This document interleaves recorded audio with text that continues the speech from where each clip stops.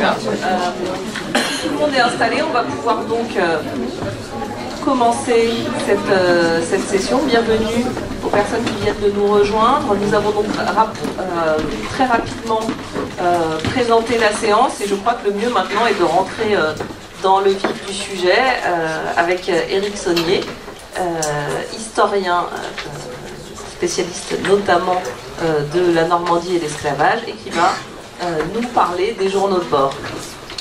Merci. C'est bon? Oui. Vous m'entendez? Merci Nadia. Donc je vais vous revient un petit peu la tâche de mettre en perspective le corpus que vont présenter par la suite mes collègues.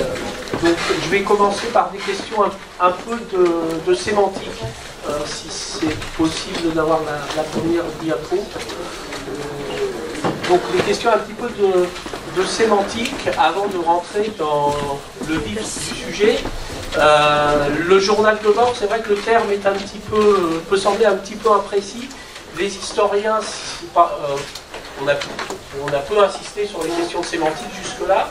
Et depuis quelques années, il y a eu un certain nombre de publications, notamment qui visent à présenter ces sources comme ce qu'on appelle des trésors d'archives. C'est généralement le terme qui est employé, et notamment qui a été employé par deux de mes collègues, Éric Roulet et Christian Borg, qui ont publié un livre de synthèse sur le sujet.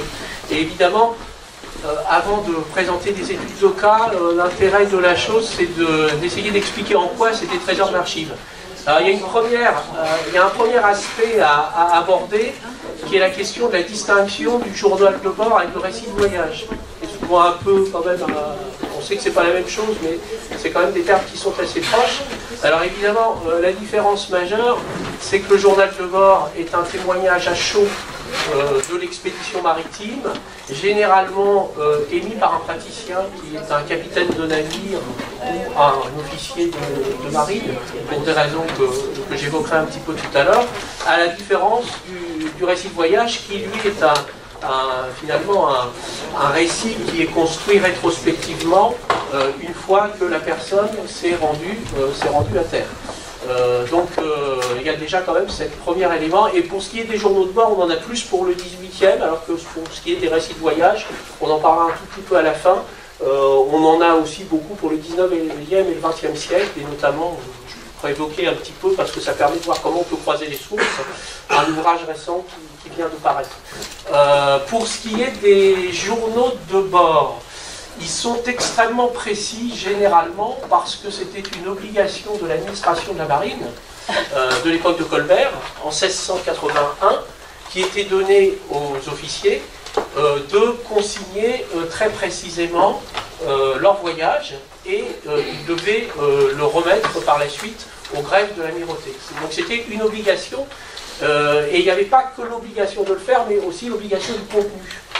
C'est vrai, des documents un petit peu standardisés dans lesquels on trouve toujours à peu près la même chose, c'est-à-dire des récits. C'est pour ça que j'ai un peu mis cette première, j'ai projeté cette première diapo, même si on va aller vers la nécessité de distinguer le journal de bord en général du journal de traite, qui est un petit peu différent, qui présente d'ailleurs un certain nombre de difficultés qui font que pendant longtemps les historiens ne les ont pas beaucoup étudiés.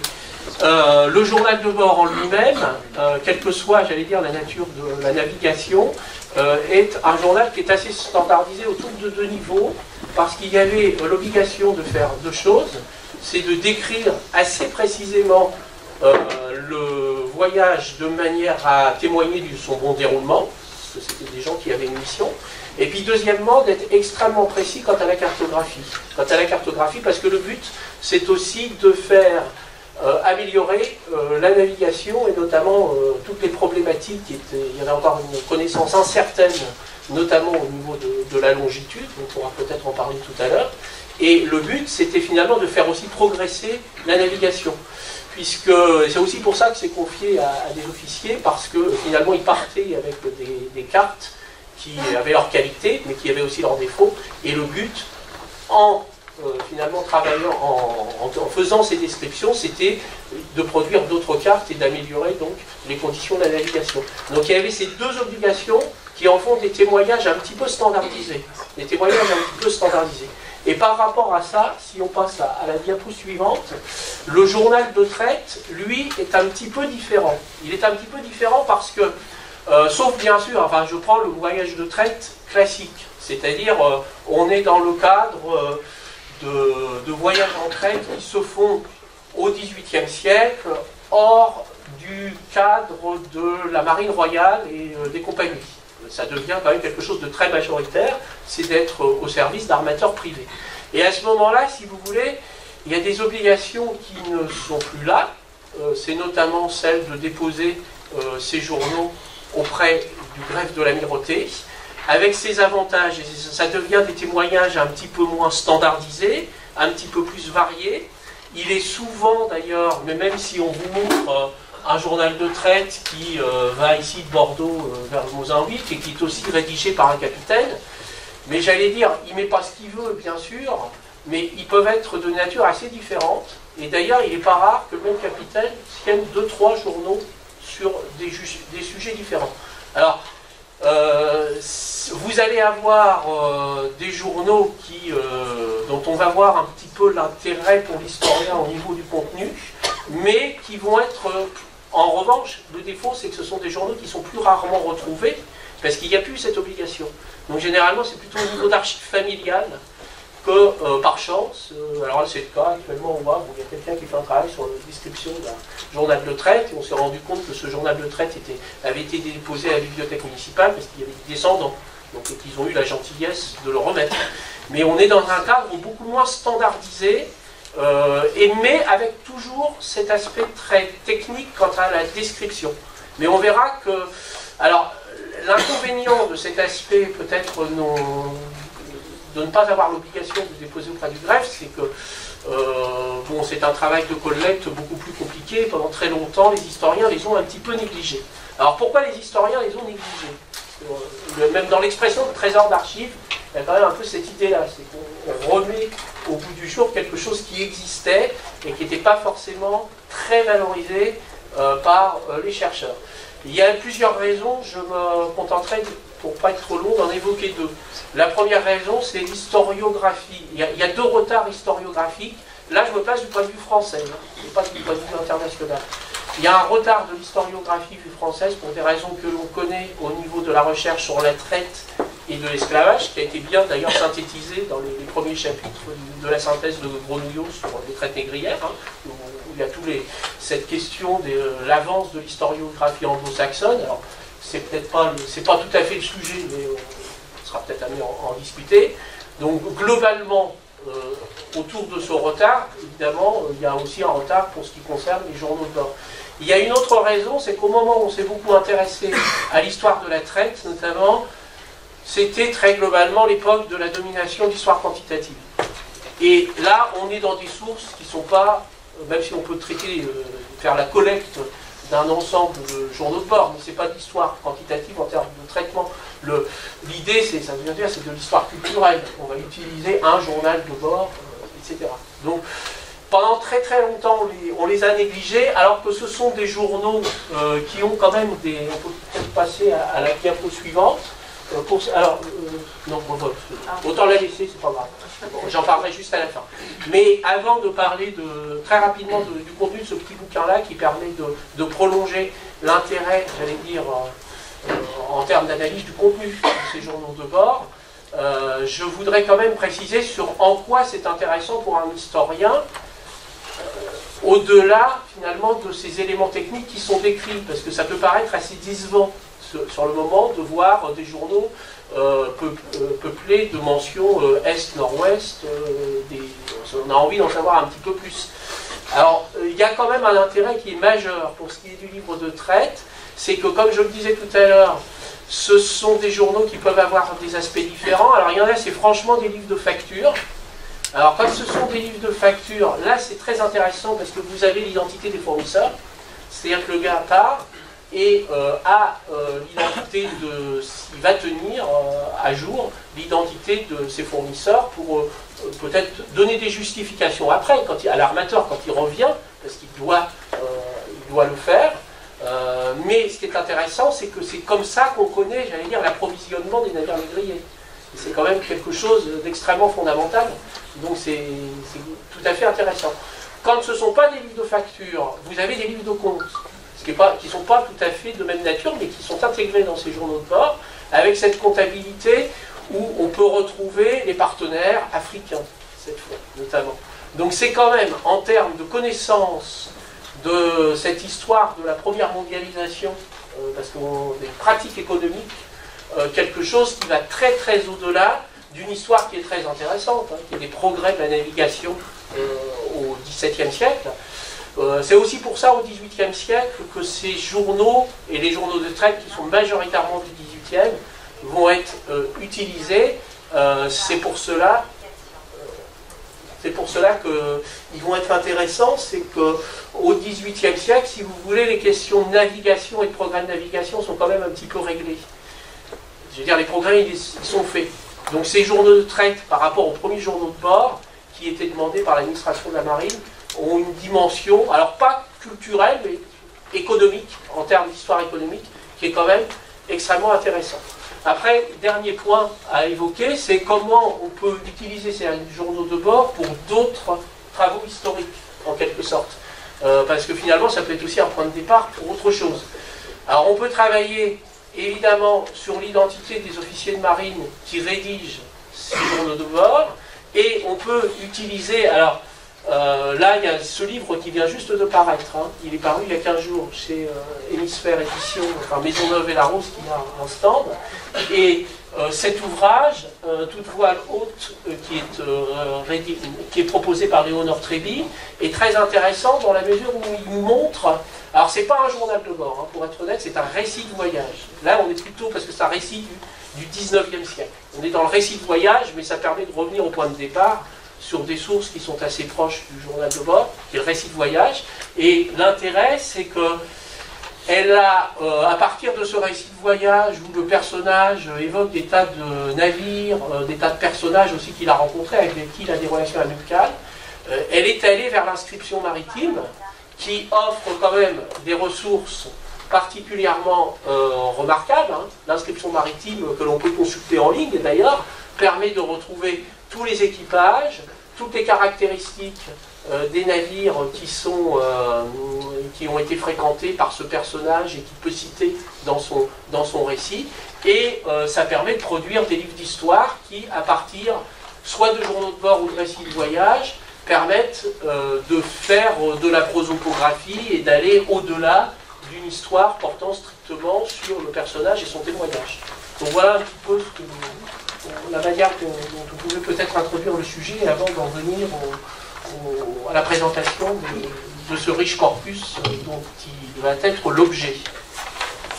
Je te remercie, Eric, pour cette présentation et mise en perspective. Peut-être peut-on signaler que ce livre qui vient de sortir sera donc au Salon du Livre présent, et je crois que tu vas toi-même organiser il y a une séance de signature organisée pendant le festival. Je crois sur celui-là, parce que c'est pas moi l'autre. Ah, d'accord. Un autre. Mais celui-là, c'est quand même disponible. Hein. C'est pas digital. Merci beaucoup. Nous allons donc maintenant nous plonger dans un corpus spécifique de journaux de bord, qui est donc un corpus numérisé et accessible en ligne. Et Sylvestre, c'est notamment grâce à Brigitte Schmoch qui a conduit, avec Anne Perrotin-Dumont, historienne, aux Archives nationales, le projet de numérisation des journaux de bord de la Compagnie des Indes de l'Orient, aujourd'hui entièrement accessible. Et elle va nous le présenter tout de suite, maintenant, pendant la prochaine demi-heure. Merci Brigitte de votre présence pour nous présenter ce projet. Pour introduire le sujet, donc, je voudrais d'abord faire un petit préalable sur le vocabulaire. On n'en a pas parlé avec Eric, mais ces journaux de bord donc utilisent tout le temps, ou indifféremment, mais très fréquemment, les mots nègre et noir, l'un et l'autre, et nègre, négresse, négrillon, etc. Donc, quand nous serons amenés, dans le cadre de cette table ronde, à citer ces termes, ce sera de la citation, et non pas une prise à notre compte de cette terminologie qui a aujourd'hui valeur péjorative. Ceci étant dit, Brigitte, nous allons donc nous plonger dans le corpus de la Compagnie des Indes, et je voudrais d'abord que vous vous présentiez ce corpus, en quoi il consiste, et également comment est né ce projet de numérisation. Je vous laisse la parole.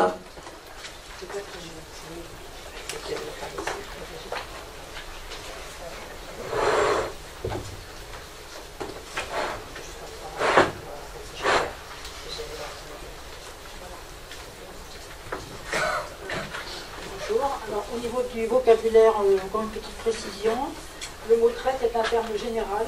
Il n'était pas réservé alors à la traite de Pardon. Donc je dis que le mot traite est un terme général qui n'était pas réservé strictement à la traite d'êtres humains.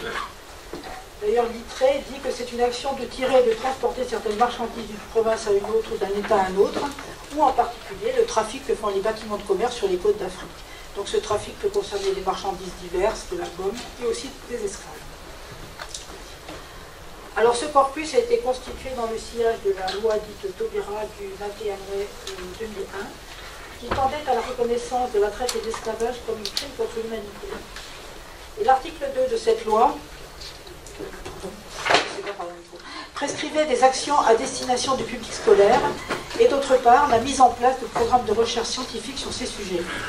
Alors pour y répondre, les Archives nationales ont entrepris un ouvrage collectif, le guide des sources de la traite négrière, de l'esclavage et de leurs abolitions, qui est paru en 2007, établi sous la direction de Claire Sibylle. Alors c'est au cours des recherches entreprises pour ce guide que nous avons mis en évidence ce gisement de journaux de bord relatifs à la traite des Noirs, parmi ceux qui sont conservés dans le fonds marine des Archives nationales. Alors, ces journaux de traite avaient déjà été pour une grande partie repérés et dépouillés par un historien pionnier en la matière. Il s'agit de Jean Métas, qui est l'auteur du répertoire des expéditions négrières françaises au XVIIIe siècle, en 2 tomes. Nantes, c'est un seul tome, et ensuite les ports autres que Nantes. D'ailleurs, cet ouvrage est aujourd'hui en ligne sur le portail Percé, très utile. Alors, pour Jean Métas, en 1975, ces journaux de bord étaient, dit-il, passionnants et encore inexploités. Ils ne sont peut-être pas encore connus à l'heure actuelle. Alors donc ce travail de Jean Métas nous était fort utile, ainsi que l'aide d'un bénévole qui travaillait aux équipages et armements de la Compagnie des Indes. Un travail qui est maintenant sur Mémoire des Hommes. Alors au total, ce sont 169 documents qui ont été sélectionnés, les journaux donc, et quelques lettres ou autres documents en rapport avec ces campagnes, qui correspondent à 96 campagnes faites sous l'égide de la Compagnie des Indes ou de sous-traitants de la compagnie, 15 campagnes procédant d'autres armateurs ou d'armateurs inconnus, entrés pour des raisons diverses aux Archives nationales, ça peut être des dons ou des confiscations révolutionnaires, 2 campagnes de la Marine royale, pour montrer un peu le rôle de la Marine royale dans la traite. Alors toutes ont un rapport manifeste avec la traite des Noirs. Alors les dates sont 1722-1757 en ce qui concerne la Compagnie des Indes, les journaux de la Compagnie des Indes, avec une interruption pour la guerre de succession d'Autriche. On ne se montre pas en mer pendant ces années-là, entre 1745 et 1748. Et pour l'ensemble, les années sont 1704 à 1777. Alors ces journaux ont été dépoussiérés, restaurés si nécessaire, et reconditionnés par le service de restauration des Archives nationales, numérisés à l'extérieur et diffusés sous forme de dossiers de la base Archives des Archives nationales, où on peut toujours les visualiser par ordre de code et par campagne, même s'ils ont été aussi versés dans la salle des inventaires virtuels sous forme d'un inventaire méthodique par campagne. Parallèlement, la plupart, c'est-à-dire les journaux émanant strictement de la Compagnie des Indes, ont été versés dans la base équipage et passagers des navires de la Compagnie des Indes du portail culturel du ministère de la Défense, Mémoire des Hommes, où on peut également les visualiser. Et alors l'intérêt, c'est qu'ils y sont mis en relation avec d'autres documents, parfois numérisés, comme les rôles d'armement et de désarmement de ces campagnes, les factures et autres, provenant des archives de la Compagnie conservées au port de Lorient. Alors, cette compagnie des Indes, il s'agit de la compagnie perpétuelle des Indes qui est en activité en 1718 à 1769. Il s'agit d'une traite qui pratique une traite atlantique, mais aussi une traite à destination de l'océan Indien ou dans l'océan Indien.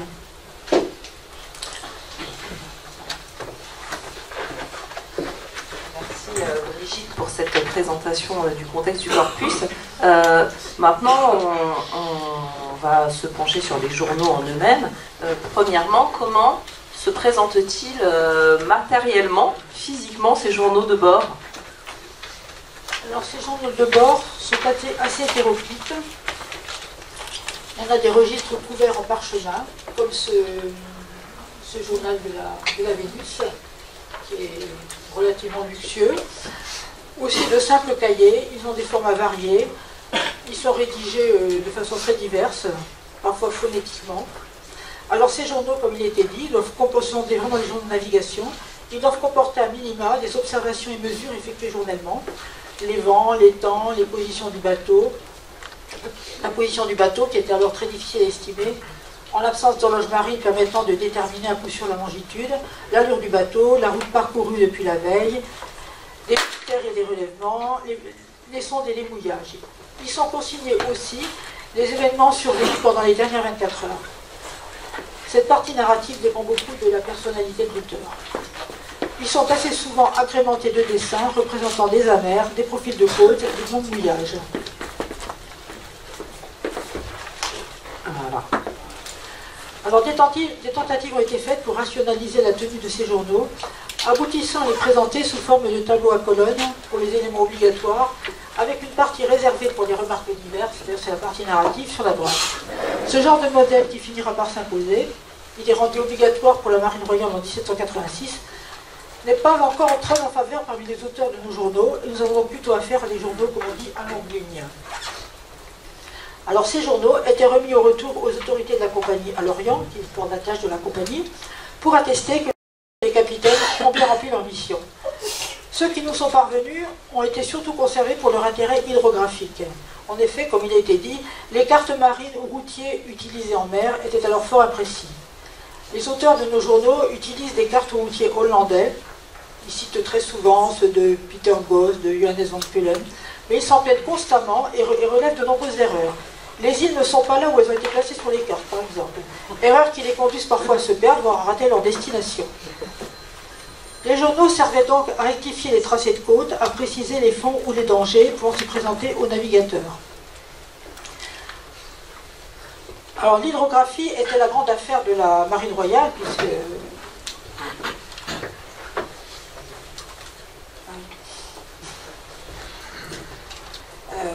oui, donc ça c'est un exemple de dessin qui a été fait par les auteurs des journaux. Par exemple, il s'agit des îles, peu importe, des îles salvages dans l'océan Atlantique, alors avec un commentaire indiquant les passages dangereux, comment faire et ce qu'il est déconseillé de faire, en l'occurrence. Donc la Marine royale, qui était consciente du problème, avait créé en 1720 un dépôt des cartes plans et journaux où travaillaient les hydrographes officiels de la marine, qui d'ailleurs ne voyageaient guère, qui étaient plutôt des hydrographes en chambre. Alors sur ce modèle, la Compagnie des Indes avait fondé son propre dépôt à Lorient, sous l'égide de Jean-Baptiste d'Après de Mannevillette, qui était lui-même un officier de la Compagnie des Indes et un célèbre cartographe, qui a fait faire des progrès décisifs à la cartographie de l'océan Indien. Alors d'Après de Mannevillette dépouillait les journaux, il en faisait faire des copies extraits, voilà, comme celui-ci, où par exemple on a toutes les latitudes et des relèvements concernant le Sénégal, des remarques, etc. Et donc, d'après Mannevillette, faisait faire des copies et des extraits qu'il utilisait pour ses travaux. Après la suppression de la compagnie en 1769, il a continué son travail grâce aux appointements du roi jusqu'à sa mort survenue en 1780, et le dépôt des cartes plans et journaux de l'Orient rejoignit alors celui de Paris, et les journaux de bord de la compagnie furent intégrés dans ceux de la Marine royale, qui étaient classés géographiquement et chronologiquement. On les reconnaît à la cotation alphanumérique qui avait été portée à l'Orient, comme on a vu sur la Vénus, il y avait des lettres. La lettre qui indiquait la destination et le classement est ensuite chronologique. Alors les copies qui accompagnent parfois les originaux facilitent grandement la lecture parce qu'elles sont fiables et les dessins ils sont reproduits assez fidèlement. Donc certains sont accompagnés, comme vous avez vu, de fiches de dépouillement. Voilà. Qui sont les auteurs de nos journaux? Eh bien, ce sont majoritairement des pilotes. Alors les pilotes, jusqu'à la fin du XVIIIe siècle, étaient les plus compétents en matière de navigation. Et c'est à eux spécifiquement que la grande ordonnance sur la marine marchande, qui est citée de 1681, prescrit de se munir de cartes, d'instruments et de tenir un journal de navigation, au moins en ce qui concernait les pilotes au long cours. Alors on a aussi des journaux de capitaines et d'officiers, par exemple journaux d'enseigne qui étaient aussi écrivains. Alors il est fréquent d'avoir plusieurs journaux par campagne, émanant de personnes différentes, pilotes et capitaines par exemple. On peut aussi avoir 2 ou plusieurs campagnes à la suite. Alors, l'intérêt de ces documents, c'est que ce sont des documents fiables, rédigés sans préméditation, et les seuls témoignages directs au jour le jour des voyages de train. Donc effectivement, la valeur pour laquelle ils ont été conservés initialement, outre le fait d'être le témoignage pour l'armateur de l'activité qui a été menée pendant la campagne, et avant tout de la navigation hydrographique. Mais aujourd'hui, pour les historiens, il y a aussi d'autres intérêts, comme le disait Eric tout à l'heure, et effectivement, ce sont des documents qui nous apprennent vraiment qui nous livrent beaucoup d'informations sur la traite très concrète depuis le départ jusqu'à l'arrivée. Est-ce que vous pouvez du coup nous préciser quel type d'informations peuvent nous livrer ces journaux de bord sur la traite, c'est-à-dire, à proprement parler, le commerce de personnes? Exactement. Donc les journaux de bord nous renseignent sur les destinations des navires et nous font suivre au plus fin leur approche des côtes en plusieurs mois, voire même des années. Alors on peut parler un petit peu des navires. Non,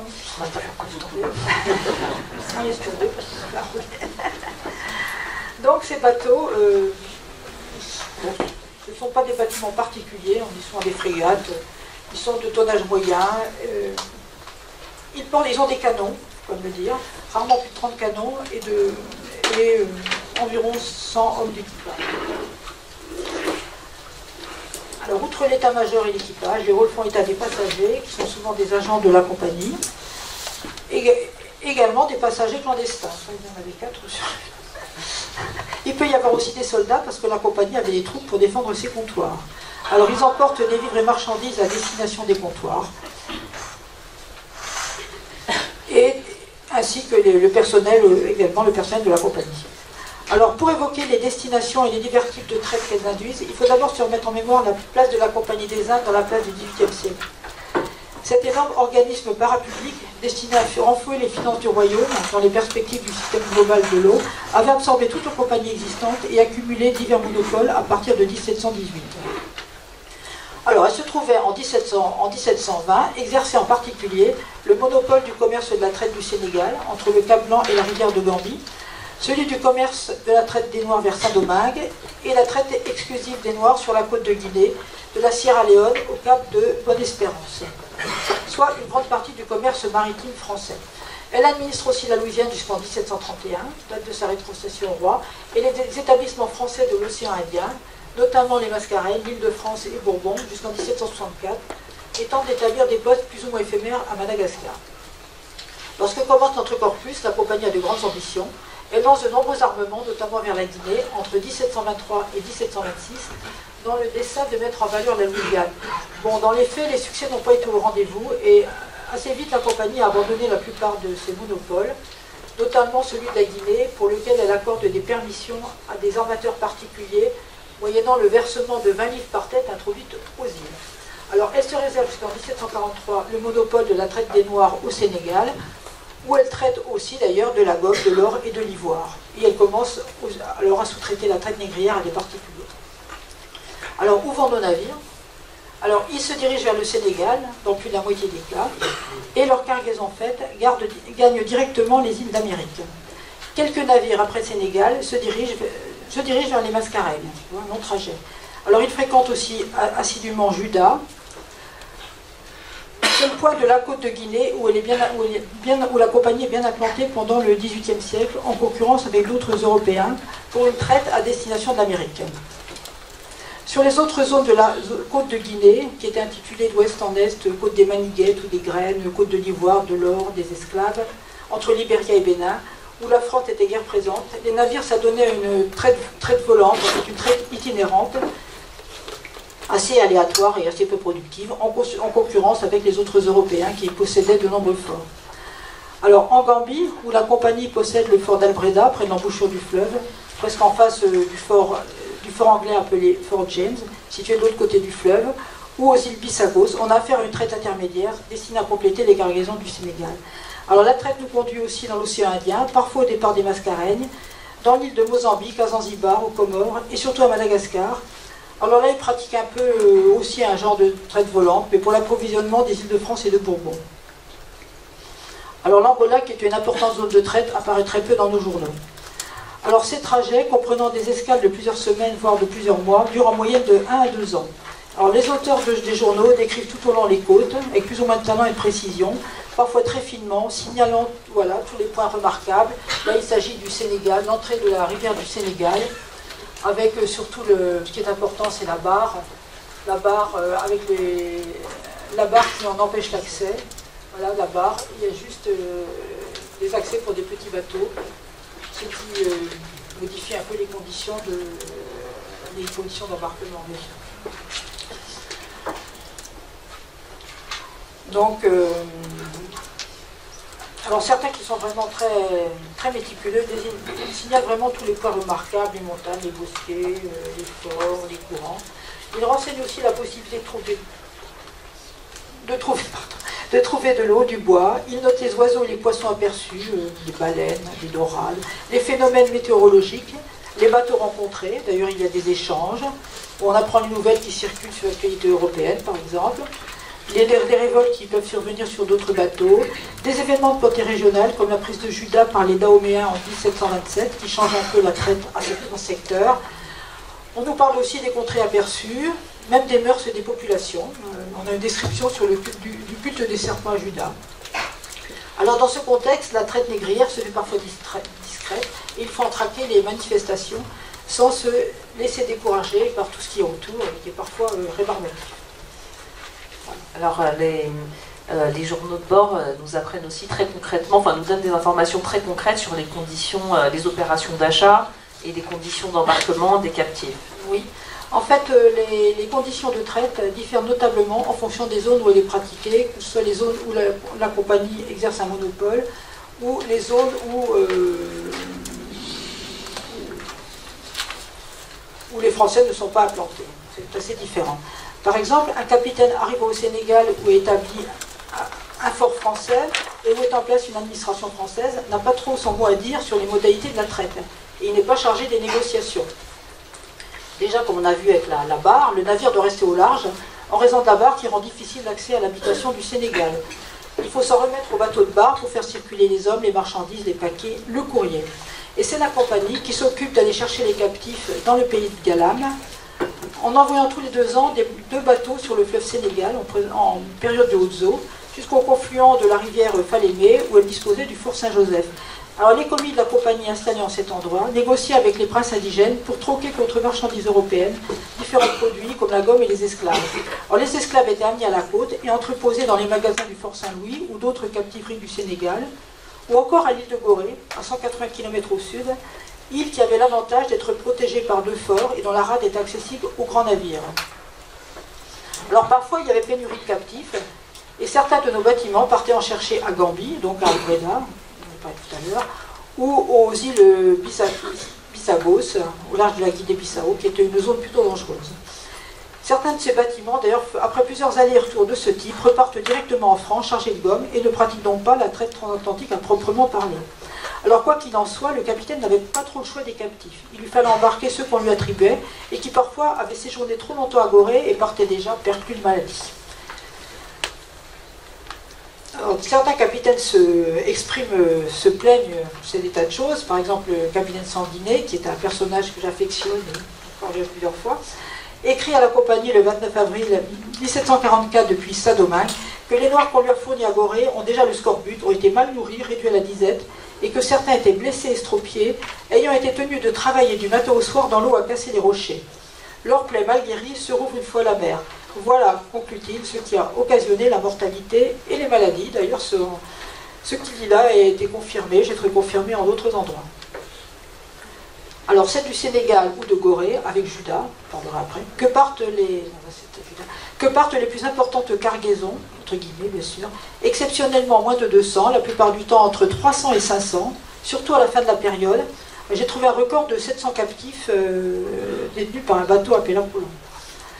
Alors, l'autre lieu important de traite, c'est Juda. Juda, c'est aujourd'hui Ouida au Bénin, donc situé sur la côte de Guinée. Ouida est un grand marché d'esclaves. D'ailleurs, on ne traite que des esclaves. Les Français y sont bien implantés, avec ils ont du personnel de la compagnie à demeure. Ils disposent d'un fort à une lieue du rivage et même d'une factorerie assez élégante dans la capitale Xavier, à quelques kilomètres au nord. D'ailleurs, cette factorerie, si vous connaissez la bande dessinée Les Passagers du Vent de François Bourgeon, il paraît qu'elle y est assez bien représentée. Alors Xavier est détruit en 1727 par les Dahoméens et ne reste plus que les ports français, anglais et portugais sur le rivage. La traite, cependant, se maintient en cet endroit jusqu'en 1797. Alors, comme au Sénégal, les négociations sont le fait de la compagnie et n'apparaissent pas dans les journaux.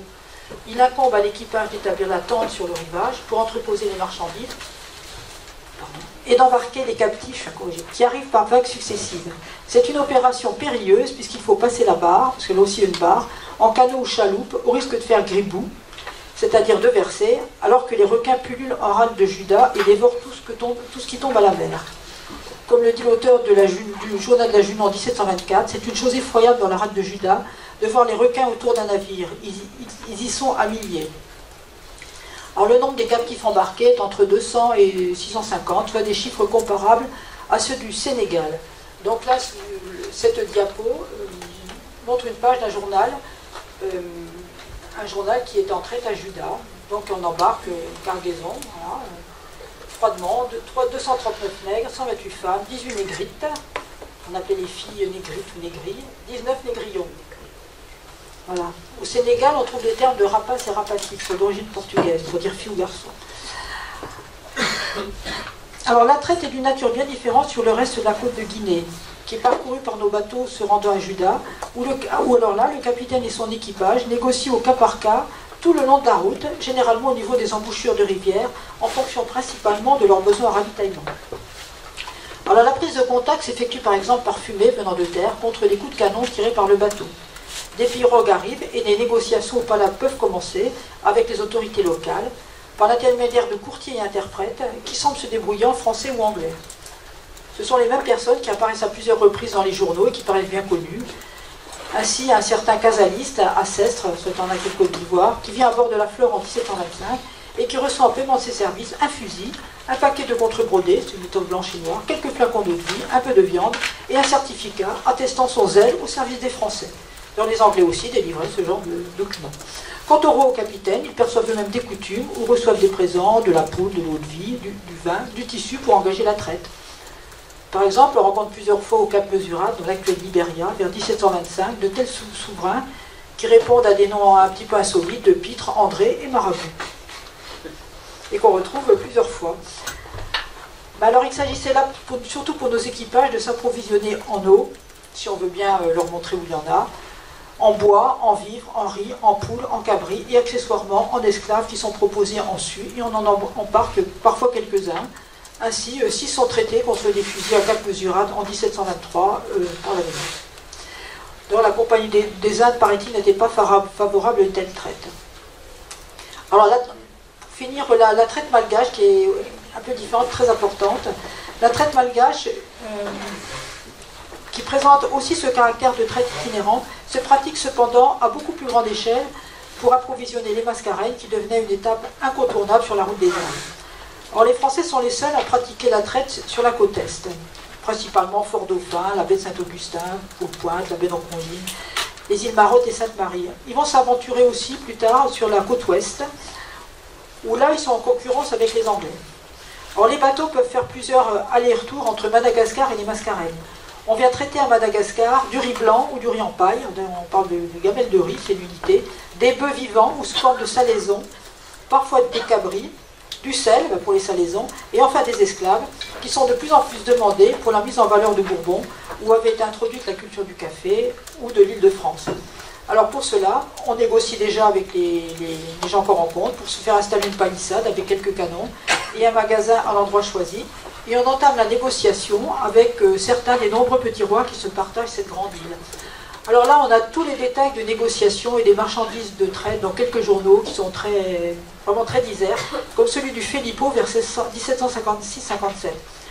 Mais les interlocuteurs malgaches sont assez difficiles. Ils ne s'en laissent pas compter, ils viennent dîner et boire à bord des bateaux avec leurs femmes, ils marchandent avec âpreté, ils exigent des sortes de cérémonies rituelles pour établir la confiance, mais on y trouve le même système de coutumes ou de présents au roi. Alors la liste des marchandises de traite est longue pour les vivres, et vraiment en forme d'inventaire à l'après-vert, puisqu'on peut y trouver des étoffes indiennes, par exemple chez Toussaint Pourri, des miroirs, des chaudières, des ciseaux, voire des pots de chambre. Mais les armes à feu ou les munitions sont les produits les plus prisés et ils sont demandés pour les esclaves, notamment les esclaves pièces d'âne. D'ailleurs, pour les hommes et femmes, les prix sont parfois les mêmes. Alors pour les esclaves, il était demandé des fusils fins, fusils grenadiers ou boucaniers, des pierres et des balles. D'ailleurs, en répandant ainsi les armes, on contribuait sciemment ou non à entretenir les guerres intestines qui mettaient sur le marché toujours plus d'esclaves jusqu'à l'épuisement en certaines zones de Madagascar. Alors, au terme de ces expéditions, c'est parfois jusqu'à près de 200 esclaves qui quittent Madagascar. Voilà, je peux citer enfin le cas un peu particulier de l'île de Mozambique. Alors, on a un cas où l'expédition du capitaine Bichard sur la Vierge de Grâce, qui déballe à l'attention des autorités portugaises, que là on a affaire à des Portugais, des marchandises un peu clinquantes, alors comme des draps fins écarlates de différentes couleurs, de la caisse de castor et des chanceliers argentés, une caisse de souliers.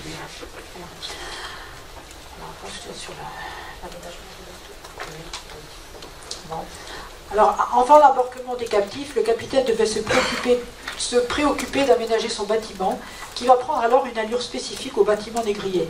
Le rôle du charpentier est prééminent. Alors certains journaux nous donnent quelques détails à ce sujet. Le capitaine doit faire les barricades des gaillards pour protéger l'équipage et échafauder, ça veut dire sans doute surélever l'entrepont qui sert d'habitacle aux noirs. Il est par ailleurs fait mention de cloisons pour séparer les hommes des femmes et des enfants. Même j'ai trouvé mention d'infirmerie pour les malades et de lieux, c'est-à-dire de lieux d'aisance, sans plus de détails. La nourriture des esclaves nécessitait aussi une grande et profonde chaudière à nègre, on appelle la chaudière à nègre, qui est maçonnée, sans doute pour la stabilité. J'ai vu aussi mention de four à nègre, est-ce que c'était la même chose que la chaudière? Je n'en sais rien. Enfin voilà tout pour ce cadre de vie bien sommaire. Donc à présent, les captifs ont été embarqués dans le bateau qui a donc été aménagé au large des côtes pour pouvoir transporter ces captifs. Et c'est là que commence donc le fameux passage du milieu, que nous apprennent les journaux de bord justement sur la vie quotidienne à bord, tout simplement, que ce soit celle de l'équipage, mais aussi des captifs. Alors les journaux sont des documents uniques et irremplaçables sur le voyage de traite. Alors ils nous renseignent surtout de façon un peu impressionniste sur la vie des captifs pendant cet espace de temps qui transforme leur existence de façon définitive. Alors, déjà une petite précision, alors il est prévu pour les capitaines et l'état-major par un règlement de la compagnie 1733 une gratification par tête de nègre introduite en Amérique ou transportée de Madagascar au Mascareignes, modulée en fonction du grade et de la distance parcourue qui augmente considérablement la solde. Alors ces dispositions pouvaient-elles inciter à prendre en considération, ne serait-ce que par intérêt, l'état des captifs transportés? Je ne saurais pas dire si ces mesures ont eu des conséquences positives sur la situation des captifs. La question peut se poser. En tout cas, hormis en cas de révolte, les journaux ne signalent jamais de mauvais traitements, alors qu'ils sont notés parfois des punitions de matelots qui se font administrer la cale, ce qui est assez sévère. On ne peut évidemment pas savoir ce qu'il en fut pour être prudent. Alors j'ai parlé de l'alimentation des captifs. Oui, je parle pas de l'équipage. Alors en ce qui concerne l'alimentation, on note qu'elle était principalement préparée à partir de mil ou de fèves. Il est aussi question parfois de riz et du gruau, qui est une grossière bouillie à base de céréales. Alors malheureusement, les chaudières n'étaient pas très fiables. Parfois on disait que la chaudière a coulé ou elle a défoncé. Et les captifs parfois ne recevaient plus pendant plusieurs jours d'affilée que du biscuit ou du pain. Et là se posait la question des approvisionnements. La compagnie est d'ailleurs accusée implicitement de pingrerie par le capitaine Sanguinet que j'ai cité à propos de Gorée. Il déclare en effet faire tout son possible pour améliorer l'ordinaire des Noirs, dont il regrette l'état piteux. Ainsi, il leur donne du mil seulement 2 fois par semaine, parce qu'ils n'en ont pas reçu assez, mais il essaie aussi de leur donner de la viande, du biscuit et de l'eau de vie. Mais ce régime s'avère inefficace pour les remettre sur pied. Il aurait souhaité d'autres douceurs, écrit-il, tant pour lui que pour les nègres, comme du riz et du couscous pilé. Mais la compagnie ne lui en a pas fourni. Alors, en théorie, les esclaves pourraient permettre d'améliorer les choses, mais mis à part celles qui étaient effectuées aux îles San Tomé et Principe systématiquement pour la traite transatlantique au départ de Juda, là où on se procurait ce qu'on appelle des rafraîchissements, il n'y a guère de possibilité d'escale. Donc, évidemment, tout ce régime n'était pas très favorable à un maintien en bonne santé. Alors, en ce qui concerne les journées des captifs, on les imagine dans le meilleur des cas plutôt monotones, excepté ceux qui parfois étaient employés à travailler avec l'équipage. Alors, seule distraction, les repas, sans doute pris sur le pont. C'est là aussi qu'en guise de réjouissance, ils devaient être incités à danser. Pratique dont les journaux ne parlent pas. J'ai vu juste une mention à propos d'un noir dont on dit qu'il est mort subitement, justement après avoir dansé. Alors, du tabac leur était aussi proposé. Alors, le capitaine Sanguinet, toujours lui, comptait dessus pour arriver à leur redonner le moral, mais là encore, la compagnie s'est montrée défaillante, fournissant seulement 250 livres de tabac de France, trop fort pour les Noirs, et de toute façon pourri, avec 250 pipes bientôt cassées. Alors, dans ces conditions, ces conditions déplorables avaient quelques conséquences. Alors, les conditions sanitaires dès l'entassement, de la nourriture insuffisante ou carencée, de l'inconfort extrême de voyage, sans occuper les conditions psychiques qui sont dans des questions, tristesse et peur, devaient fatalement amener au minimum des problèmes, voire des catastrophes sanitaires. En cas de détresse et de maladie, il n'y avait guère de remède, les chirurgiens embarqués étaient très jeunes et leurs compétences fort limitées. Alors, mon capitaine Sanguinet fait des efforts, lui, pour soigner les Noirs atteints de scorbut, il essaie de les aérer, de les faire suer, etc., mais ça ne marche pas. Alors, les journaux rappellent fidèlement les décès, qui sont tous notés dans le texte ou en marge, accompagnés souvent dans ce cas de pictogrammes variés, dont là vous avez un échantillon un petit peu morbide. Oui, mais on a toutes sortes de choses. Donc là, l'intérêt aussi de cette diapo, c'est que dans le texte, nous est précisé la cause de la mort. Alors les matelots et les captifs sont mélangés. On a une petite croix quand même qui indique qu'il s'agit d'un chrétien. Alors, c'est un matelot. C'est un matelot. Oui, c'est écrit François Guégan, matelot, on a son nom. Je ne sais pas si vous pouvez lire, c'est ça. Oui, exactement. Il est décédé de nommer François Guégan, matelot, et en dessous, c'est « Il nous est mort un nègre du flux de sang, marqué haut sur l'épaule gauche. En dessous, il nous est mort un nègre de la dysenterie, marqué haut sur l'épaule gauche. Il nous est mort un nègre de diarrhée, marqué 77 sur la cuisse droite, je crois. Il nous est mort un négrillon sans marque de la petite vérole, etc. » Voilà, et la litanie continue. Alors pour les captifs, bien sûr, alors le plus souvent ce sont des croix qui s'alignent dans les marges, mais on a tout, des ronds, ils ont beaucoup d'imagination. Alors pour les captifs, pas de nom, bien sûr le sexe, l'âge approximatif, donc éventuellement comme on l'a vu une marque ou un numéro. Alors rarement j'ai vu mention d'ethnie, Bambara, Peul ou Wolof, et la cause présumée de la mort, pour autant qu'on pouvait la déterminer, scorbut, vérole, vérette, flux de sang, folie, suicide, accident. D'ailleurs il y a parfois des autopsies pour savoir ce qu'il en était. Alors, en certaines périodes, lorsque le scorbut décime équipage et captif, je rappelle que le scorbut arrive au bout de 1 à 3 mois de présence en mer, quand on est privé de vitamine C.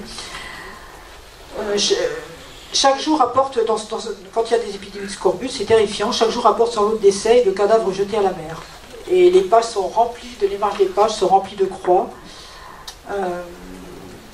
Voilà. Bien sûr, certains voyages sont plus éprouvés que d'autres. Si on fait les comptes, on trouve souvent que la mortalité de l'équipage au cours du voyage n'est pas inférieure à celle des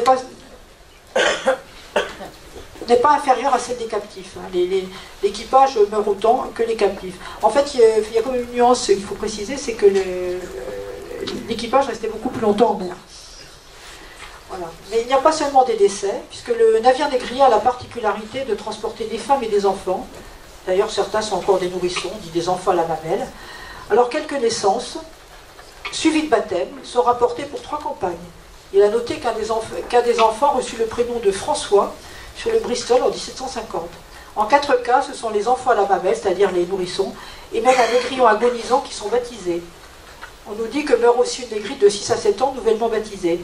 Ces baptêmes sont administrés par l'aumônier, celui du Bristol qui se distingue particulièrement en la matière, donc il baptise à François, à Jacques, etc. Ou par un laïc, le chirurgien par exemple. Alors l'instruction et le baptême des esclaves arrivés dans les colonies françaises étaient conformes au Code noir, c'était l'article 2. Mais est-ce que c'était le risque de mort encouru par ces enfants, d'ailleurs ils meurent tous, qui fait agir sur le bateau même ces aumôniers professionnels ou improvisés? Alors, est-ce qu'il y a là, il y a peut-être là comme un scrupule de conscience qui n'est pas le moindre paradoxe de ces voyages de traite. Alors baptême, naissance, mort et d'autres drames se déroulent à bord. Alors les drames sont fréquents sur les navires négriers. Certains captifs se suicident en se jetant à la mer. On dit qu'ils sont toujours victimes des requins. Ou ils se laissent mourir en refusant de manger. Alors d'autres choisissent la révolte, dont ils donnent le signal généralement quand le navire est encore en rade ou proche des côtes. Alors on a quelques scènes très violentes qui nous montrent des esclaves se déferrant, sortant de l'entrepont, armés de tous les objets qu'ils ont pu trouver. D'ailleurs, là, il s'agit d'une révolte à bord du Dauphin. À 6 heures du soir, nous sommes aperçus que les nègres commençaient une révolte. Avons été pour les apaiser dans l'entrepont. Avons aussitôt été obligés de monter en haut. Les 10 nègres s'étant saisis de bâtons. En même temps, avons tiré 3 coups de canon par distance pour le secours de la rade. Enfin, cette révolte dure sur 2 jours.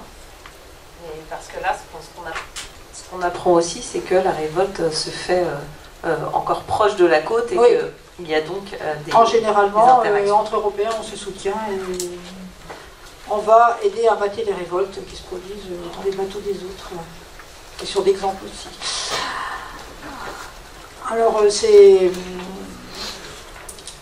Alors parfois, ils trouvent même des armes à feu pour tenter de massacrer l'équipage. Et il faut plusieurs heures, même parfois plus que ça, pour en venir à bout. La plus meurtrière fait 45 victimes sur l'Hannibal en 1729. Alors après la révolte, il faut sévir pour l'exemple. Quelques meneurs sont exécutés par fusillade ou pendaison, puis jetés aux requins. Alors ils sont choisis de préférence, quand même les affaires sont les affaires, parmi ceux qui étaient gravement blessés et par conséquent difficiles à vendre.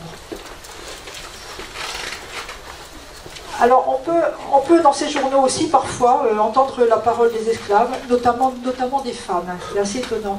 Alors curieusement, les femmes ont tendance à prévenir l'équipage des complots qui se fomentent. Et alors il y en a une il y a un autre cas où l'une, en 1723, dénonce, en fait sous la contrainte, on l'a un petit peu cuisiné, un sorcier qui l'incitera à couper le cou au blanc. Alors le dit sorcier est alors exécuté sur délibération de l'équipage qui craint pour sa sécurité. Alors les femmes expriment aussi en plusieurs endroits leur peur d'être mangées à l'arrivée. Et le capitaine Sanguinet notamment doit les rassurer. Et c'est assez singulier d'entendre la parole des femmes un tout petit peu en ces circonstances. Alors un petit mot sur ce fameux capitaine Sanguinet que j'ai évoqué plusieurs fois. Alors son journal de navigation sur la Favorite en 1743 a été édité par un étudiant de l'université de littoral Côte d'Opale, Christophe Godard, pour un mémoire de Master 2 en 2010. Donc c'est un personnage assez remarquable parce qu'il exprime sans cesse son sentiment et son souci pour les captifs qu'il transporte et dont l'état le désespère et le rend même proprement malade puisqu'il en fait un épanchement de bile. On peut penser que ce souci n'était peut-être pas uniquement fondé sur l'intérêt. Alors pour finir, oui, c'est l'arrivée, bon, il y a plus ça. Et donc, Brigitte, il me reste à vous demander quelles informations peuvent nous apporter également les journaux de bord pour ce qui concerne l'arrivée donc à destination et les opérations donc, de vente et de débarquement. Est-ce que les journaux de bord contiennent ce type d'informations? Alors d'abord les destinations finales. Bon, les navires vont majoritairement en Amérique, que ce soit en droiture ou en escale aux îles du Prince et de São Tomé. Alors principalement à la Martinique, place à Fort-Royal et Saint-Pierre, à Saint-Domingue, beaucoup à Saint-Domingue, et parfois à la Louisiane. Alors la Louisiane est un peu compliquée parce qu'il faut monter les navires jusqu'à Nouvelle-Orléans. Et les escales sont possibles, on en trouve en Guyane ou à la Grenade. Alors il y a aussi, d'autre part dans l'océan Indien, Bourbon et l'île de France, c'est-à-dire actuellement la Réunion et l'île Maurice. Alors ils nous renseignent parfois sur les opérations à l'arrivée. Alors c'est l'arrivée à la Martinique ou à Saint-Domingue qui est la plus documentée dans nos journaux. Alors monte à bord du bateau le représentant de la compagnie et le chirurgien du roi qui inspectent l'équipage et la cargaison pour vérifier l'absence de maladies contagieuses et organisent des rafraîchissements. Les malades sont ensuite parfois confinés à bord, parfois débarqués à l'hôpital ou au magasin de la compagnie, et la liste des décès s'allonge. Beaucoup de gens attendent d'être à terre pour mourir. Les noirs sont recensés, il est procédé à leur vente. Le bateau est aussi inspecté. S'il est en état, il regagne la France avec un chargement de sucre ou de café dans le cas de sucre indigo ou coton dans le cas des Antilles, ou de café dans le cas des Mascareignes. Alors les choses ne sont pas toujours si simples. Il est parfois difficile de faire payer les habitants ou de trouver une cargaison en sucre, coton ou café qui soit équivalente au montant des esclaves. Il aurait fallu plusieurs bateaux. Et le risque existe aussi de revenir avec du lest. Et certains bateaux doivent être désarmés ou carénés. Alors je termine encore sur mon fameux capitaine Sanguinet. Il ne s'en tire pas trop mal, puisqu'après les formalités d'usage, une journée est consacrée au recensement de la cargaison, puis commence la vente sur le bateau au prix de 1200 livres les hommes, 1100 livres les femmes, 800 à 900 livres pour les négrillons et les négrilles. Il se voit d'abord reprocher de présenter trop de gros noirs et pas assez d'enfants, mais c'est encore la faute de la compagnie. La vente rapportera quand même au total 430 420 litres, qui est une somme considérable. Alors Sanguinet embarque pendant plusieurs jours les sucres de la compagnie, à 12 livres le paquet, toutes ces précisions, et tous ses papiers en règle. Il repart le 19 avril pour la France, où il débarque au port de Lorient, le 2 juin 1744, au port de Lorient, qu'il avait quitté le 10 mai 1743. Voilà finalement une campagne, malgré tout, relativement courte et réussie. Donc j'espère vous avoir montré la richesse de ces journaux, qui peuvent être exploités de multiples façons, et qui constituent un témoignage unique des voyages de traite négrière au XVIIIe siècle.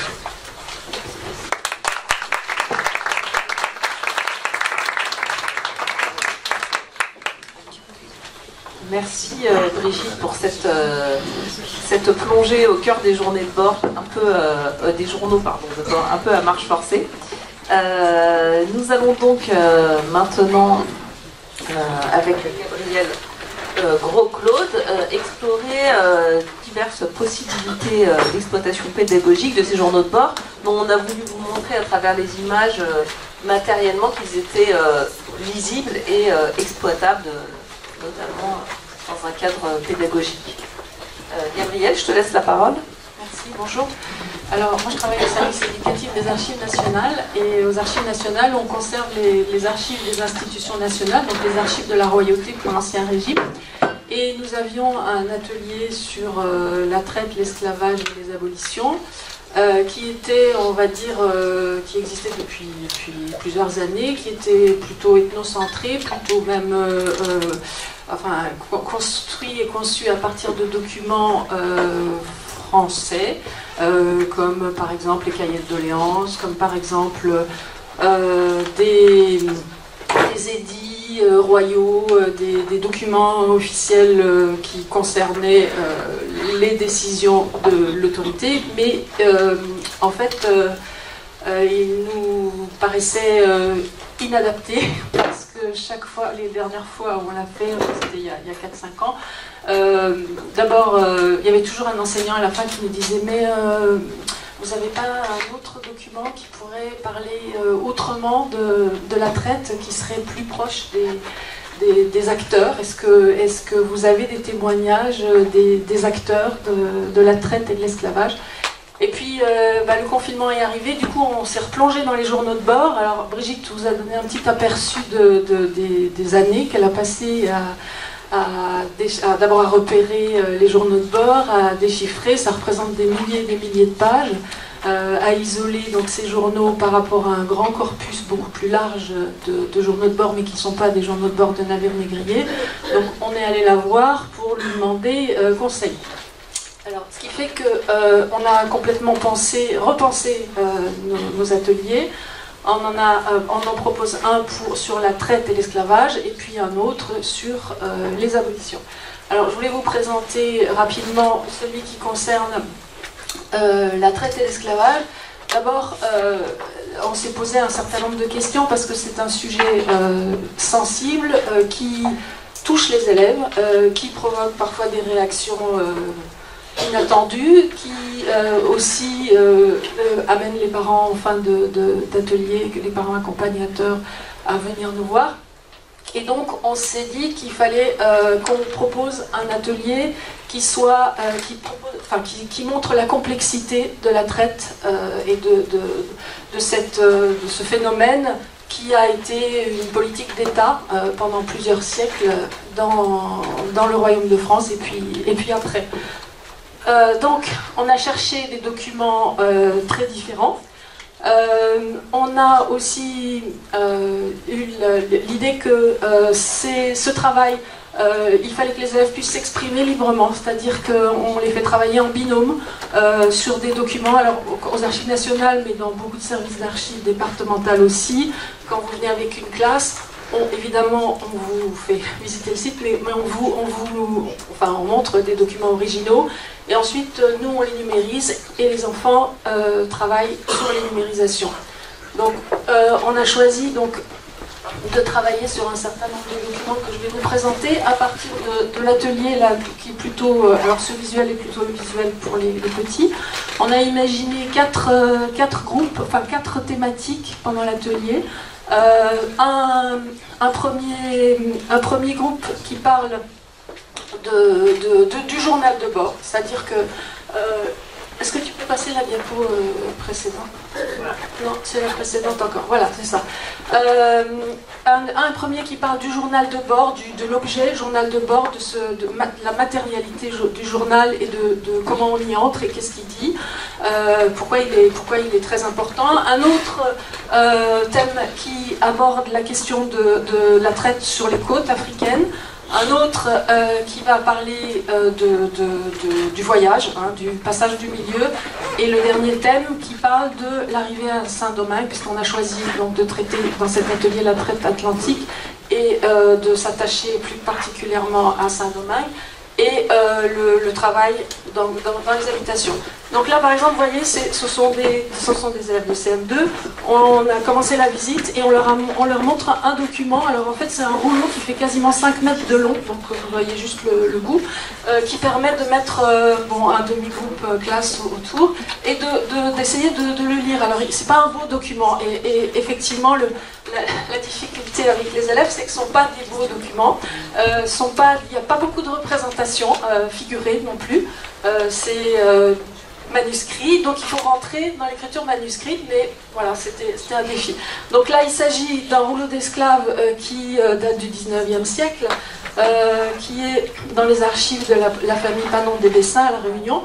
Et en fait, on a donc Madame des Bessins qui fait chaque année la liste de tous ces esclaves. Et donc il y a 5 mètres de prénoms, là, vous voyez, recto verso, avec à côté leur fonction, leur origine, leur fonction. Donc l'origine, ça veut dire c'est des Cafres, c'est des Malgaches, par exemple, et puis leur fonction, leur âge. Et puis à côté, on a une case où il y a écrit Maro. Et donc on a, parmi ces centaines en tout, il y a à peu près 400 esclaves, il y en a quelques-uns qui sont marrons, et puis on met la date depuis laquelle ils sont marrons. Donc ça interpelle beaucoup les élèves parce que c'est très lisible, et puis on se demande à quoi sert ce document, et pourquoi on l'a conservé aussi longtemps, et pourquoi on l'a conservé, pourquoi il est aux archives nationales. Donc on va partir de cette démarche-là. Je continue. Donc voilà l'atelier qu'on a proposé. Alors celui-là, c'est le deuxième groupe. Donc c'est à partir c'est dommage, on ne voit pas bien, on a choisi donc un journal de bord qui est en fait une copie d'un autre journal, qui est le journal de bord du vaisseau Labadine, donc qui est parti de Lorient en 1730, qui va au Sénégal, à Gorée, puis qui va descendre au Cap de Bonne-Espérance, et puis à l'île Bourbon, et puis jusqu'à Pondichéry. La copie est magnifique, c'est-à-dire que la calligraphie est superbe, et les enfants peuvent avoir envie d'y rentrer, enfin les enfants et les plus grands, hein, je parle là pour l'occasion, on le propose aux plus grands aussi, mais pas sous cette forme-là. Là c'est pour les primaires. On peut vraiment repérer les journées qui se succèdent, lire les noms des jours de la semaine, les dates, et puis on peut déchiffrer des mots. Et donc on a proposé 2 transcriptions. L'idée là c'était pour les plus petits qu'ils, bon c'est pour pas leur faire peur, mais surtout pour qu'ils rentrent dans le texte, qu'ils essayent de repérer des mots, et on leur demande de repérer effectivement certains passages, et entre autres le passage où donc là le bateau est au large de Gorée, dont vous a parlé tout à l'heure Brigitte, et ils sont en train de charger 200 noirs, et donc le capitaine est allé faire de la traite à terre, il est descendu, il est allé voir le gouverneur du fort de Gorée, et quand il est à bord, il est salué de 9 coups de canon, parce que ça y est, son opération est terminée. Et donc, ils ont viré l'ancre, et à 6 heures, ils appareillent, et ils s'en vont pour la destination avec leur cargaison. Alors, ils n'auront pas de chance, parce que plus tard, quand ils vont passer le cap de Bonne-Espérance, c'est à peu près la moitié des Noirs qui vont mourir. Mais là, il est question donc de la cargaison, enfin comment on fait pour chercher des esclaves, enfin où on les trouve, comment ça se passe concrètement. Et du coup, on a l'image suivante.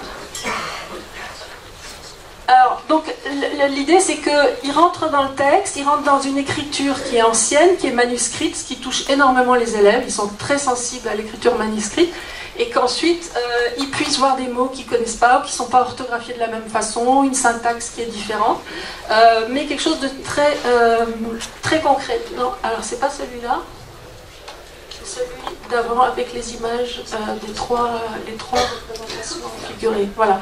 Après, toujours, donc c'est un recto verso, c'est en fait chaque enfant, je vous présente la partie. Merci Nadia. Chaque enfant dispose d'un document comme ça, et donc sur les pages 1 et 4, il va avoir donc l'ensemble de ces reproductions. Alors, il faut imaginer, ce qu'on va demander aux petits, c'est de décrire ce qu'ils voient et de voir quels sont les points communs entre ces 3 images. Alors, ils vont voir rapidement qu'il y a de l'eau, là, sur les 3. Qui a, ma foi, alors vous ne voyez pas bien au fond, mais c'est des bâtiments fortifiés. Ils reconnaissent assez vite un château, hein. De la même manière ici, alors bon, effectivement là il y a une grande baie, mais là on ne sait pas trop, il y a un bateau à côté, et puis là vous voyez 3 bateaux conquérants qui s'approchent du rivage, et puis il y a des fleuves, il y a les noms des fleuves, et puis il y a même, bon vous ne le voyez pas, mais il faut me croire sur parole, il y a deux forts qui sont indiqués en plan sur l'image. Donc, qu'est-ce que ça peut être, à quoi ça peut servir? L'idée, c'est que ces documents-là, ils permettent aux élèves de se poser des questions et puis de proposer des hypothèses. Alors, donc, ça se passe où? Ça se passe en Afrique, Gorée, Gambie, Ouida, donc 3 lieux de traite qui sont fréquentés par les Français, les Anglais, les Américains aussi pour Ouida. Et donc, on a reconnu un château fort, là. Mais qu'est-ce qui peut être dans le château fort? Et puis, comment les Africains construisent des châteaux forts, et donc, on les amène à se poser la question de savoir qui a fait ce dessin, là, la gravure, qui a fait les 3, et quelle était leur finalité. Et puis, alors pour les plus grands, on leur donne les documents, parce qu'en fait, c'est 3 documents qui se trouvent dans 3 corpus très très différents. Donc ça, il s'agit d'une gravure d'un cartographe, hydrographe qui travaille au dépôt des cartes et plans à Lorient, qui s'appelle Belin, hein, qui a utilisé les journaux de bord pour rectifier de nombreuses cartes, pardon. Et donc il a fait un dessin extrêmement précis avec une légende où il explique c'est là où sont les Noirs, c'est là où il y a un chemin de garde, c'est là où il y a le gouverneur, c'est là où il y a les marchandises. Donc c'est très très précis. Là, cette petite aquarelle, en fait c'est un amer, c'est-à-dire on le trouve dans un journal de bord, c'est tout petit, et c'est donc Gorée, donc c'est le pilote qui, en arrivant au large de Gorée, a choisi de représenter le fort de Gorée, donc où se trouve aussi, où sont parqués les esclaves, les Africains qui ont captifs, en attente d'être chargés sur le bateau. Et puis ça, alors ça c'est plus difficile à comprendre, c'est que en fait c'est juste l'entête d'un papier à lettres, donc c'est tout petit aussi, donc je l'ai agrandi, donc évidemment ça donne pas du tout la même impression, et c'est des bateaux conquérants qui vont vers la côte. Et là en fait c'est le chevalier des marais qui est aussi lui cartographe, mais qui est aussi navigateur, qui a aussi été capitaine de navire négrier, qui connaît très bien le royaume de Juda, donc à peu près au niveau du Bénin là aujourd'hui, et qui a fait un ouvrage d'ailleurs en 1725 où il décrit le royaume de Juda. Et donc pour lui ce qui est important c'est, en tant que cartographe, vous voyez, c'est le relief, la végétation, et puis je ne sais pas si ces forts ont été effectivement construits à cet endroit-là, mais enfin peut-être qu'il avait l'idée de les faire construire. En tout cas les bateaux s'avancent. On ne sait pas trop où, parce qu'on ne voit pas de ville au bord, mais voilà. Et donc l'idée c'est pour les petits de montrer à la fois, à partir de quelques représentations, que finalement ces images, certes, elles représentent quelque chose, mais la question qu'il faut se poser c'est qui les a produites et pourquoi on les a conservées, et du coup ces documents vont avoir une autre finalité. Et puis pour les plus grands, ils vont avoir les documents dans leur matérialité, et donc eux, ils vont être obligés d'aller un petit peu plus loin. On peut continuer encore un petit peu. Voilà. Donc ça c'est... J'ai encore combien de minutes?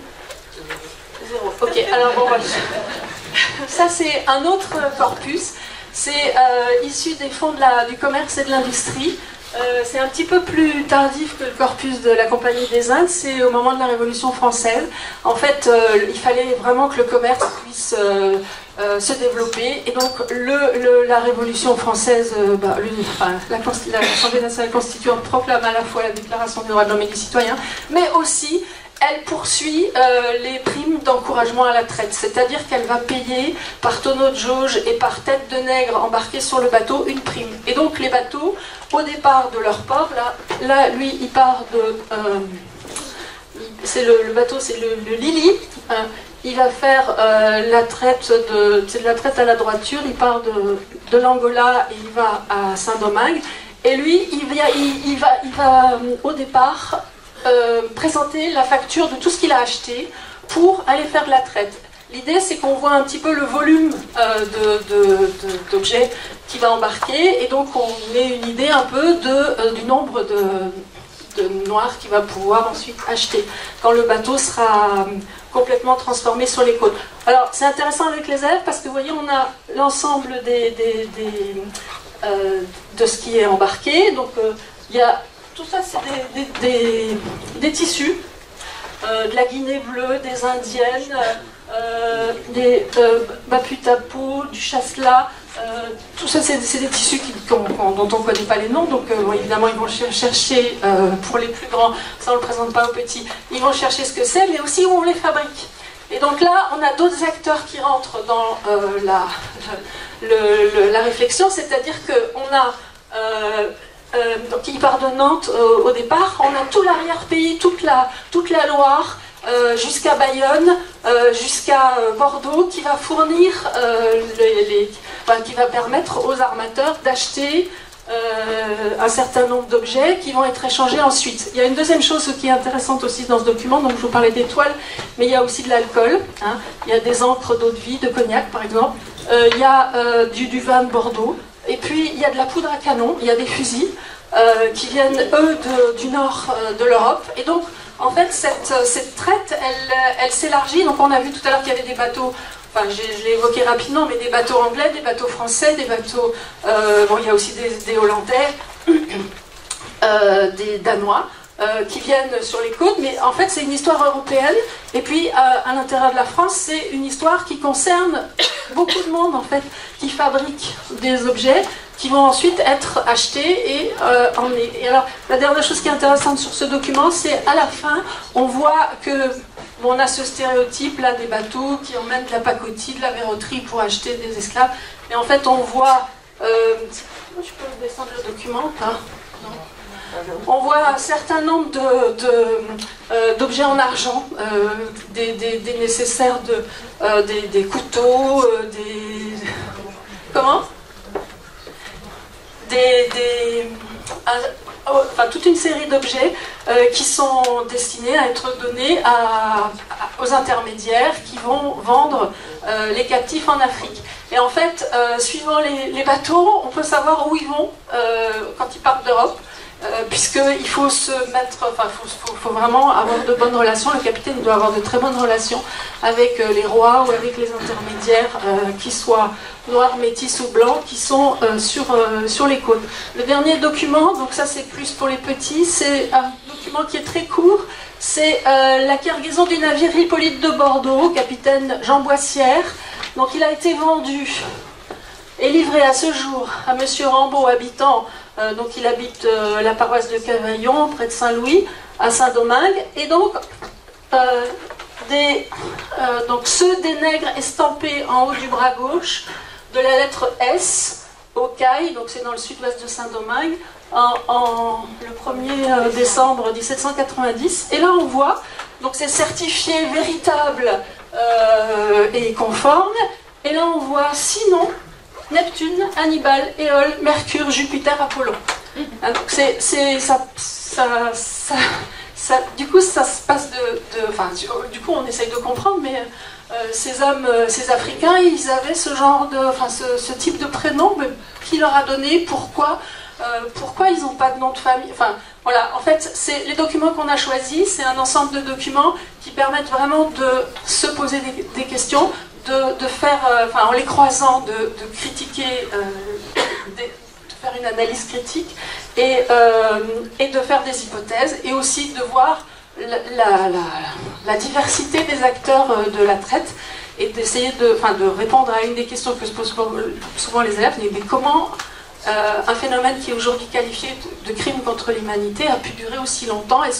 Et donc du coup ils mettent forcément un jugement moral, c'est bien, c'est mal, il y a des hommes qui dominaient d'autres. Et donc là on voit un système économique mondialisé avec des gens qui sont plus ou moins conscients de ce qu'ils font, mais en tout cas c'est une politique d'État. Alors vous me direz, il manque un acteur principal, c'est les esclaves. On n'a pas de voix d'esclaves aux archives nationales. En tout cas pas pour le XVIIIe siècle. Pour le XIXe, on a un certain nombre de voix au travers des archives judiciaires, par exemple, parce qu'un esclave, c'est prévu dans le Code noir, peut aller en justice. Il y en a très peu au XVIIIe siècle. Vous connaissez peut-être l'histoire de Furcy, mais à La Réunion, dont le procès a duré pendant 40 ans, quasiment. Mais en tout cas parce qu'il était libre, et en fait la personne sa maman a été affranchie, et puis ensuite lui et sa sœur n'étaient pas au courant. Elle a continué à travailler chez son maître, et puis elle est morte, et puis le maître a considéré qu'ils étaient toujours esclaves. Voilà. Donc c'est très rare, et c'est quelques voix qu'on va trouver dans des dossiers de la Cour de cassation, dans des demandes de recours en grâce, mais à partir de la deuxième moitié du XIXe siècle. Voilà.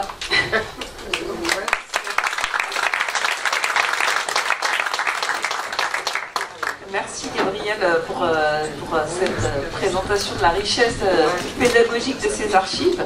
On vous a mis juste quelques références que je vous enverrai donc, quand j'aurai récupéré vos adresses mail, et de bases de données qui sont complémentaires aux documents d'archives. Et je voulais vous signaler 3 choses absolument. La première, c'est que, en ce qui concerne les journaux de bord, il va y avoir, pendant ces rendez-vous d'histoire de Blois, encore 2 autres ateliers pédagogiques qui vont se concentrer soit sur un journal de bord, ce sera le cas demain ici dans cette salle à 13h45 sur le journal de bord de la frégate, donc là vraiment avec comment mettre en œuvre une séquence autour d'un journal de bord, qui sera présenté ici par des collègues ici présents. Mais voilà, vous pourrez vous retrouver ici. Il y en a un autre cet après-midi même à 13h45, là aussi, autour d'une sélection de journaux de bord, et qui permettent notamment d'utiliser le site Mémoire des Hommes qui qui contient une base de données très exploitable avec les élèves. Je voulais aussi vous préciser par rapport à ce que vient de dire Gabrielle sur les voix d'esclaves qui manquent, que la Fondation pour la mémoire de l'esclavage a développé une ressource justement à ce sujet, un dossier pédagogique qui permet de travailler en interdisciplinarité français histoire pour dire l'esclavage à la première personne, c'est-à-dire rendre voix aux esclaves à partir de documents d'archives. Et cette ressource, elle est également disponible en ligne, je vous la communiquerai dans ce message, voilà, quand j'aurai récupéré vos adresses. Il nous reste...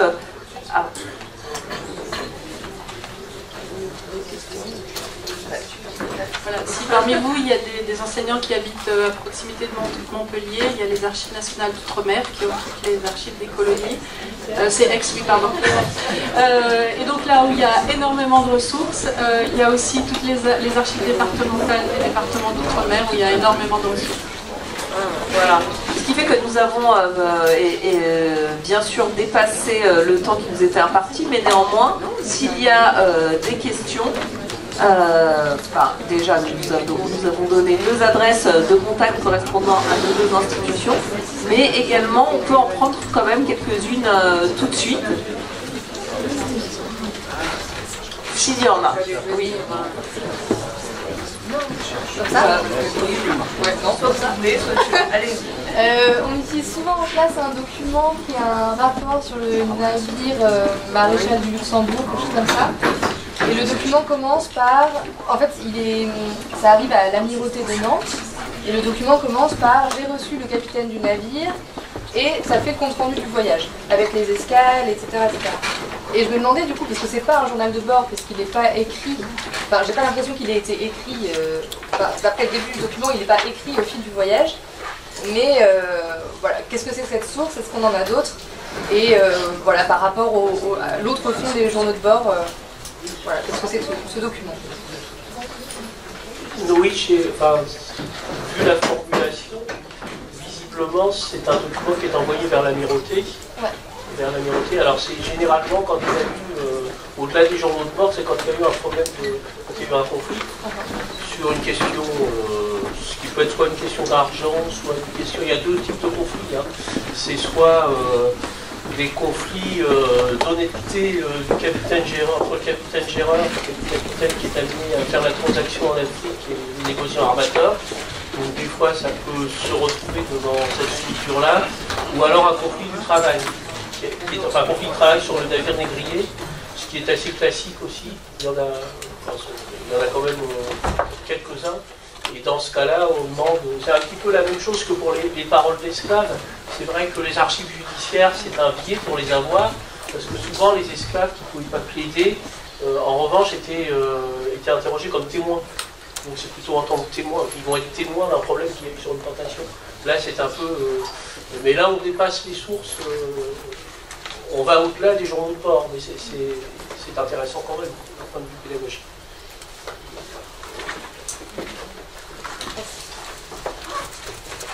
Est-ce qu'il y a d'autres questions sur les journaux de bord? Est-ce que dans le journal de bord, il y a des notations financières parce que je ne me rappelle plus très bien si en fait il y a beaucoup d'argent qui circule. Est-ce que le capitaine est en charge d'avoir une responsabilité au niveau d'une banque ou est-ce que c'est que du troc et il n'y a pas d'argent en fait en circulation? Par rapport à le document que je vous ai montré tout à l'heure, en fait, on l'utilise aussi pour parler d'une expression qu'on trouve qui est la pièce d'Inde. La pièce des apostrophes Inde. Donc les indiennes, en fait, c'est des tissus qui sont fabriqués en Orient jusqu'au XVIIe siècle. Puis ensuite, dans tout l'arrière-pays nantais, il y a énormément de manufactures qui vont se développer parce que c'est un tissu qui est coloré, qui est imprimé, etc. Et donc il y a une certaine valeur. Et donc on estime sur certains bateaux le prix des hommes, des femmes ou des enfants en fonction de ce prix de la pièce d'Inde. Donc un homme bien portant, ça va être une pièce d'Inde, mais une femme c'est 8 ou 9 dixièmes, un enfant, suivant son âge, c'est une demi-pièce d'Inde, ou alors pas du tout s'il est trop petit, quoi. Après, pour ce qui est des... Oui, mais pour ce qui est du journal de bord lui-même, c'est à titre entre guillemets informatif pour le négociant armateur. Parce que la comptabilité du négociant armateur, elle est dans le port, elle est sur le site. Donc c'est aussi un instrument de vérification. Dans les deux cas, d'ailleurs, le journal de bord d'origine, c'était fait aussi pour vérifier que dans cet aspect standard, que le capitaine avait bien fait le voyage. Et quand on évolue vers les livres de traite, là, c'est plus vis-à-vis c'est plus l'administration qui vérifie, c'est le négociant armateur qui essaie quand même de voir si c'est en conformité avec la valeur que lui a sur ses livres. Parce qu'il y a quand même beaucoup de, pour en revenir à ça, de choses qui se retrouvent devant les tribunaux. C'est quand même un commerce de coquins entre les deux. Au sein d'un compagnie des Indes, au niveau des finances, on doit trouver beaucoup de choses dans les archives du port de Lorient. Oui, là, la compagnie des Indes, là, on est dans le cadre d'une compagnie. C'est parapublic. D'un commerce public. Oui, l'État. La compagnie d'État.